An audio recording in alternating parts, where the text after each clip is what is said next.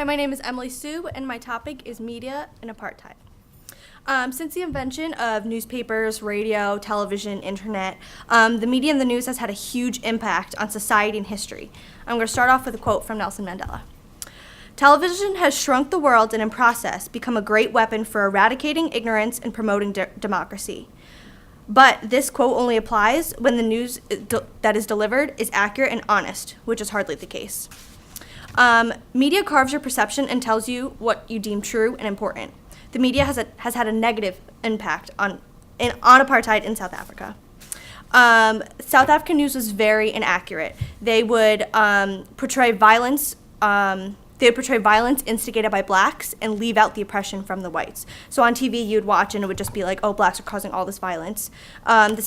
The South Africans also didn't trust everything they saw on the news. The media just said what they wanted to hear, what they wanted people to think.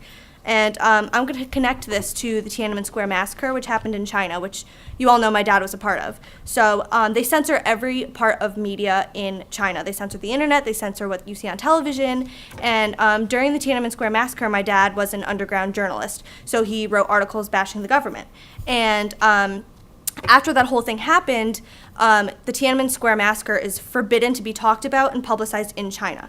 So it is not in textbooks, and students are not allowed to learn about what happened in their nation's history. So what do you guys think how people will learn about apartheid in the future?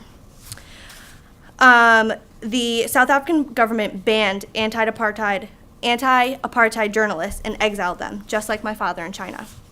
I was going to read a quote for you, but I cut that part out, so I'm going to tell you what it meant. What this means is that the media's job is to be honest with its citizens, but also have the power to sway people's minds and create their opinions. South Africans could not use what they had learned in media and apply it to real life because it was so inaccurate. Media had influence and created public opinion. The media also didn't acknowledge apartheid was violating human rights.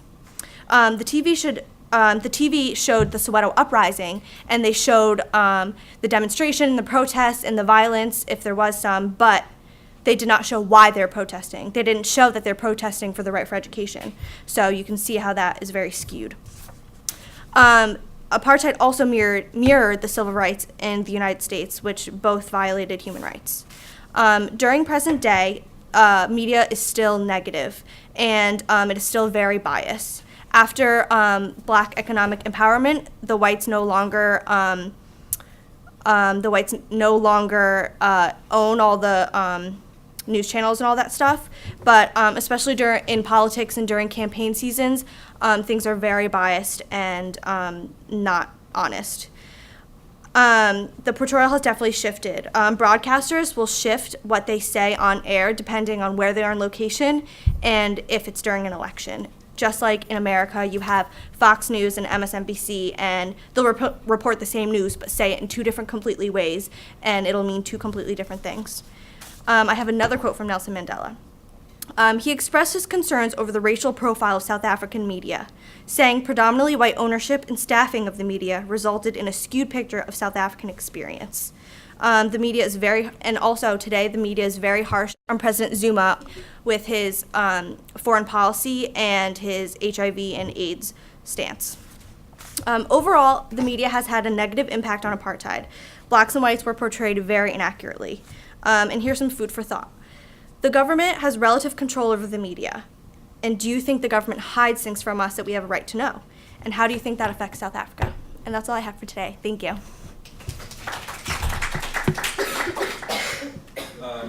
So how does this connect to your major? And also, what effect did the media have on international? The media was actually benefited. South Africa in one way was that it got the word out to other countries of what was happening in the country. And also another thing was Oliver Tambo traveled around the world, did radio talks, and did speeches which were filmed over TV, and those were broadcasted to other countries too to spread the word, raise awareness, take action on South Africa. What was your other question? My major? How does it connect to you? Sorry, I didn't say I'm a public relations major, and I'm very interested in the media and questioning the media, especially from this class. I've learned to question the things that are going on in the world and if they're right or wrong. So that's why I picked this topic. Thank you.